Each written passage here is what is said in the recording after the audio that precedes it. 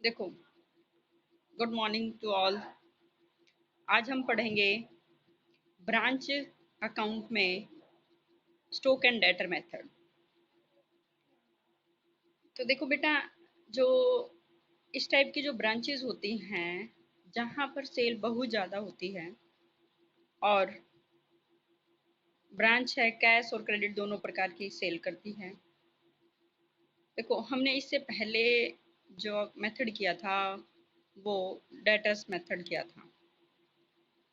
तो उसमें सिर्फ क्या था कि जो ब्रांच है वो कैश सेल करती थी और उधार सेल भी करती थी, ठीक है। बट हम वहाँ पर ब्रांच अकाउंट मेंटेन करते थे, ठीक है। और ब्रांच अकाउंट के अंदर ही हम ऑल आइटम्स लिख देते थे, चाहे वो डाटा से रिलेटेड थे, स्टॉक से रिलेटेड थे, ठीक है, ऑल आइटम्स। बट हम डेटर्स अकाउंट अलग से बनाते थे। परंतु अब हमारे पास एक stock and debtor system next method आ जाता है।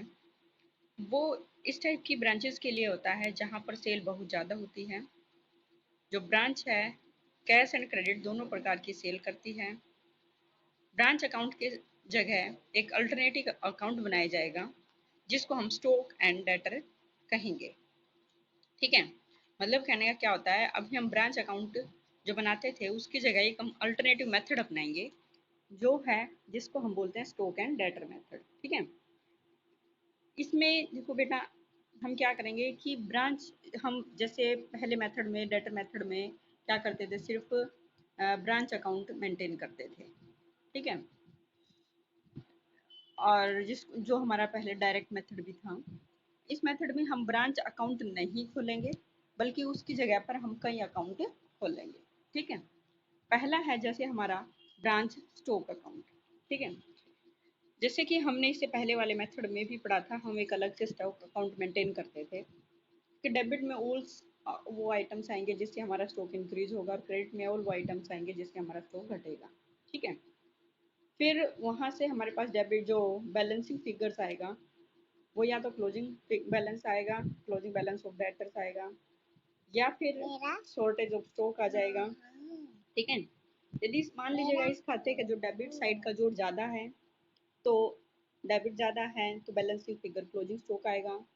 अगर क्वेश्चन में क्लोजिंग स्टॉक दे रखा है और ओपनिंग स्टॉक भी दे रखा है तो जो बैलेंसिंग फिगर है वो क्या आएगा, हमारा नष्ट हुआ माल आएगा। या फिर अगर क्वेश्चन में नष्ट हुआ माल भी दे रखा है तो बैलेंसिंग फिगर क्या आएगा, हमारा कैश इन हैंड आ जाए, मतलब कैश रिसीव्ड फ्रॉम डेटर्स आ जाएगा, ठीक है।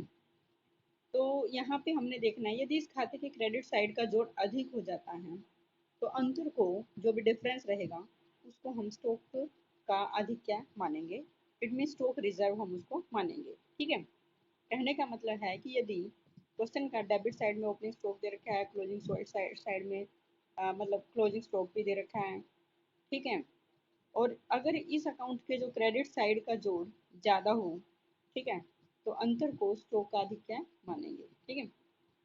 इस खाते द्वारा ज्ञात की गई स्टॉक की कमी में शॉर्टेज के बढ़े हुए मूल्य को, जब हम यहाँ पे हमने स्टॉक एक्सेस जो हमारे पास आया है, स्टॉक रिजर्व हमने जिसको बोला है, तो वो शॉर्टेज जो होती है, शॉर्टेज के बढ़े हुए मूल्य को ब्रांच एडजस्टमेंट अकाउंट हम एक अलग से ओपन करेंगे, उसके डेबिट साइड में शो करेंगे, ठीक है। और बाकी को हम कहाँ दिखाएंगे, प्रॉफिट एंड लॉस के डेबिट में हस्तांतरित कर देंगे, ठीक है। कहने का मतलब क्या है कि ब्रांच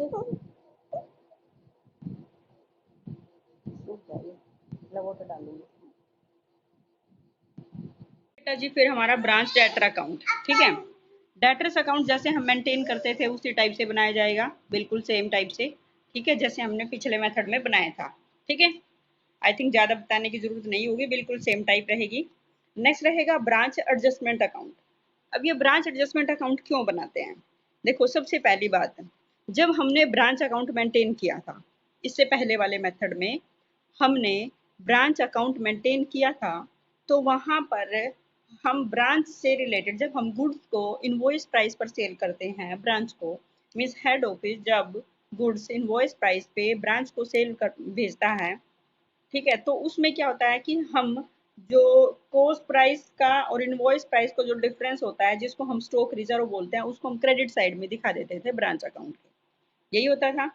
तो अब हम बस यहाँ पे, क्योंकि अब हम ब्रांच अकाउंट मेंटेन नहीं कर रहे हैं, इसलिए क्या होगा कि जो भी स्टॉक रिजर्व से रिलेटेड एंट्रीज होंगी, ठीक है, चाहे वो स्टॉक रिजर्व की एंट्री कहीं पर भी है होती थी, जो बैलेंस जो हम ब्रांच अकाउंट में स्टॉक रिजर्व की जो एंट्री करते थे, ओपनिंग स्टॉक की, या फिर गुड्स सेंड टू ब्रांच था, ठीक है, या फिर क्लोजिंग बैलेंस था, इस टाइप से जो भी अमाउंट था स्टॉक रिजर्व का, उसको हम ब्रांच अकाउंट के डेबिट या क्रेडिट में लिख देते थे।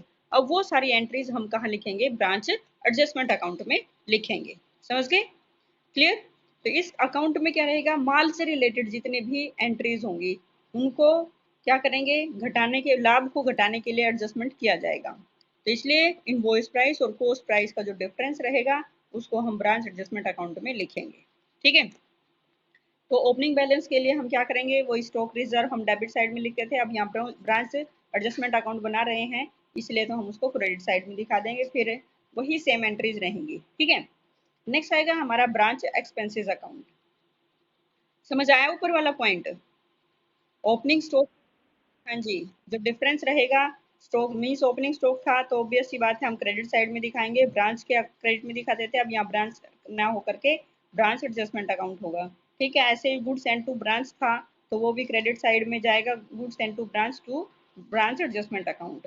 फिर गुड्स, जब ब्रांच ने अकाउंट्स रिटर्न कर दिया हेड ऑफिस को, तो फिर क्या हो जाएगा? ब्रांच एडजस्टमेंट अकाउंट डेबिट हो जाएगा और to goods apply to branch, क्योंकि जब रिटर्न करती थी ब्रांच तो हम ब्रांच अकाउंट के डेबिट साइड में लिखते थे, अब हम ब्रांच की जगह ब्रांच एडजस्टमेंट अकाउंट कर रहे हैं तो ऑब्वियस है, तो ब्रांच एडजस्टमेंट के डेबिट साइड में आ जाएगा और to goods apply to branch. ठीक है, फिर सेम एज क्लोजिंग बैलेंस के लिए आ जाएगा, branch adjustment account debit to, क्या हो जाएगा? To stock reserve account. ठीक है, नेक्स्ट आ जाएगा, फिर बात आती है कि डिफरेंस की, कि इस अकाउंट का जो डिफरेंस आएगा, ठीक है, वो क्या रहेगा? ग्रोस प्रॉफिट को शो करेगा। और फिर ग्रोस प्रॉफिट हम कहाँ लेकर जाते हैं? प्रॉफिट एंड लॉस अकाउंट के क्रेडिट साइड में लेकर के जाते हैं। ठीक है, ऐसे फिर हम ब्रांच एक्सपेंस अकाउंट बनाएंगे। इस अकाउंट के डेबिट साइड में ब्रांच के जितने भी खर्चे होते हैं उन सभी को हम लिखेंगे। ठीक है, जस्ट लाइक नेम इंडिकेट कर रहा है, ब्रांच के जितने भी खर्चे। एक तरह से ये मेथड क्या करता है, जो हमने इससे पहले वाला मेथड पढ़ा था ब्रांच डेटर्स मेथड, तो उसमें क्या था कि जो हम सारी की सारी चीज़ें एक ही अकाउंट में लिख देते थे ब्रांच में, अब वो सारी चीज़ों के लिए हमने एक अलग अलग अकाउंट में, ठीक है, ब्रांच स्टॉक अकाउंट अलग से मेंटेन कर दिया है, ब्रांच डेटर्स अलग बना दिया, एडजस्टमेंट अलग बना दिया, ब्रांच एक्सपेंसेस अलग बना दिया। ठीक है, तो जितने भी खर्चे होते थे वही सेम रहेगा, एक्सपेंसेस का बैलेंस क्या होता है? डेबिट होता है, एक्सपेंसेस होंगे तो डेबिट साइड में दिखाएंगे। ठीक है, तो इस खाते के डेबिट साइड में ब्रांच से रिलेटेड जितने भी एक्सपेंसेस होते हैं उनको लिखेंगे, चाहे वो हेड ऑफिस से रिलेटेड हो या फिर वो ब्रांच से रिलेटेड हो। ठीक है, just like salary, rent, depreciation, bad debts, discount वगैरह सब कुछ। ठीक है, और लास्ट में क्या आएगा? फिर इस अकाउंट का भी जो बैलेंस आएगा, ठीक है, उसको हम कहाँ ट्रांसफर कर देंगे? Branch profit and loss account के डेबिट साइड में ट्रांसफर कर देंगे। ठीक है, तो branch profit and loss account debit to branch expenses account. ठीक है, नेक्स्ट होगा branch profit and loss account maintain करेंगे फिर हम। तो इस अकाउंट के क्रेडिट साइड में ब्रांच एडजस्टमेंट से जो ग्रोस प्रॉफिट आया था उसको हम क्रेडिट साइड में दिखाएंगे, और डेबिट साइड में ब्रांच एक्सपेंसेस का बैलेंसेस प्लस शॉर्टेज, ठीक है, इन सब का बैलेंस दिखाएंगे, और जो डिफरेंस रहेगा उसको हम प्रॉफिट एंड लॉस, इस खाते का शेष शुद्ध लाभ या हानि प्रदर्शित करेगा, इट मीन्स वो नेट प्रॉफिट एंड लॉस आ जाएगा। ठीक है, जिस टाइम हम ब्रांच अकाउंट बनाएंगे, ठीक है, जिस क्वेश्चन में स्टॉक डेटर मेथड से लाभ हानि ज्ञात की जाती है, उसी प्रश्न में यदि एक शाखा खाता बनाया जाए तो शाखा खाते द्वारा भी वही लाभ हानि निकलेगी जो कि स्टॉक डेटर मेथड से जो ब्रांच का प्रॉफिट एंड लॉस द्वारा प्रदर्शित की जाएगी। ठीक है, अब देखो क्वेश्चन कहता है, unity limited Mumbai invoice goods to their branch at Lucknow at 50% above cost and pays all branch expenses except petty expenses which are met by the branch. From the following particulars, prepare all the branches accounts on stock and debtor system. अब देखो यहाँ से हमें पता चला कि हमने कौन सा मेथड अडॉप्ट करना है? Stock and debtor system method adopt करना है इन द हेड ऑफिस। ठीक है, तो देखो बेटा, हम सभी के लिए एक अलग अलग अकाउंट मेंटेन करेंगे। देखो, ब्रांच डेटर्स अकाउंट मेंटेन कर रखा है, नीचे लेके जाओ, फिर ब्रांच स्टॉक अकाउंट करेंगे, ब्रांच एडजस्टमेंट अकाउंट करेंगे, फिर branch expenses, branch profit and loss. ठीक है, देखेंगे क्वेश्चन में क्या क्या कह रखे हैं। कहते हैं स्टॉक एट इनवॉइस प्राइस 1 अप्रैल 2016 को हमारे पास स्टॉक इनवॉइस प्राइस पे है, तो हम स्टॉक मेथड में क्या करेंगे, तो हम स्टॉक अकाउंट मेंटेन कर रखा है हमने, हमेशा स्टॉक इनवॉइस प्राइस पे रहेगा। Branch stock account to balance BD opening stock that is 21,000। ठीक है, इसका जो रिजर्व रहेगा उसको हम कहाँ ट्रांसफर कर देंगे, स्टॉक ब्रांच एडजस्टमेंट अकाउंट के अंदर। ठीक है ना, देखो 21,000 का इससे नीचे दे रखा है ब्रांच स्टॉक है, तो ब्रांच एडजस्टमेंट अकाउंट में इसका रिजर्व लिख दिया, बाय स्टॉक रिजर्व। ठीक है, 50% करता है इनवॉइस प्राइस, 50% ज़्यादा है किससे, 50%, तो इसका मतलब क्या रहेगा कि 50/150 करके हमारा कॉस्ट प्राइस वो स्टॉक रिजर्व आ जाएगा, और स्टॉक रिजर्व को हम कहाँ दिखा देंगे, ब्रांच एडजस्टमेंट अकाउंट में। ठीक है, ऐसे फिर क्या है कि ब्रांच डेटर है, ओपनिंग बैलेंस डेटर का है तो डेटर्स अकाउंट में चला जाएगा। पेटी कैश है तो हमें इसके लिए एक अलग से अकाउंट मेंटेन करना पड़ेगा बेटा। ठीक है, क्योंकि पेटी कैश से रिलेटेड जितने भी मान लीजिएगा हमने खर्चे कितने किए, हमारे पास ओपनिंग कितना था, क्लोजिंग कितना है, ये सब कुछ चेक करने के लिए हम क्या करेंगे, पेटी कैश अकाउंट मेंटेन करेंगे। ठीक है, यस। नेक्स्ट आता है goods send to branch at invoice price, तो ये कहाँ जाएगा, स्टॉक अकाउंट में। ठीक है ना, ब्रांच स्टॉक अकाउंट बनाएंगे उसमें चला जाएगा डेबिट साइड में। फिर इसके बाद इसका रिजर्व जो रहेगा वो ब्रांच एडजस्टमेंट अकाउंट के क्रेडिट साइड में चला जाएगा। ठीक है, उसके बाद नेक्स्ट आता है बेटा जी कैश सेल और क्रेडिट सेल। ठीक है, तो कैश सेल और जो हमारी क्रेडिट सेल है, देखो क्रेडिट सेल तो चली जाएगी ब्रांच का जो डेटर्स अकाउंट है, ब्रांच डेटर अकाउंट में चली जाएगी, और दूसरी साइड जो कैश सेल है वो हम ब्रांच स्टॉक अकाउंट मेंटेन करेंगे और उसके क्रेडिट साइड में लिख देंगे। देखो ब्रांच स्टॉक अकाउंट बनाया हुआ है बाय ब्रांच कैश अकाउंट, जिसको हम ब्रैकेट में लिखा हुआ है कैश सेल क्रेडिट साइड में। समझ आ गया, हेलो, हाँ जी। नेक्स्ट है फिर गुड्स रिटर्न बाय ब्रांच, वही ब्रांच कौन सी साइड जाएगा, goods return by branch stock, branch stock account में क्रेडिट साइड में चला जाएगा, और जो इसका इनवॉइस होगा वो कहाँ जाएगा, एडजस्टमेंट अकाउंट में चला जाएगा। Allowance to customer debtors account में, डिस्काउंट अलाउड डेटर्स अकाउंट में, goods return by customer debtors account में, बैड डेट्स डेटर्स में, सैलरीज एंड वेजेस ये कहाँ जाएंगे भाई, salaries and wages expenses account में, बिल्कुल डेबिट साइड में। हाँ जी, एक्सपेंसेस अकाउंट में। रेंट एंड रेट्स एक्सपेंसेस में। Cash received from debtors debtors में जाएगा। Stock at invoice price stock में, और इसका रिजर्व जो होगा वो ब्रांच एडजस्टमेंट में चला जाएगा।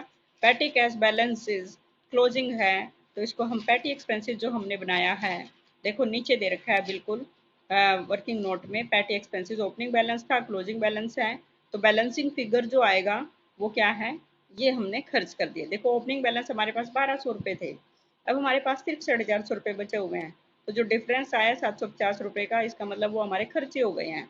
अब ये खर्च हो गए हैं तो इनको हम कहाँ दिखाएंगे, एक्सपेंसेस अकाउंट में डेबिट साइड में शो कर देंगे। दिखा रखा है ना, ब्रांच एक्सपेंसेस में डेबिट साइड में सबसे ऊपर to petty expenses 750 first working note.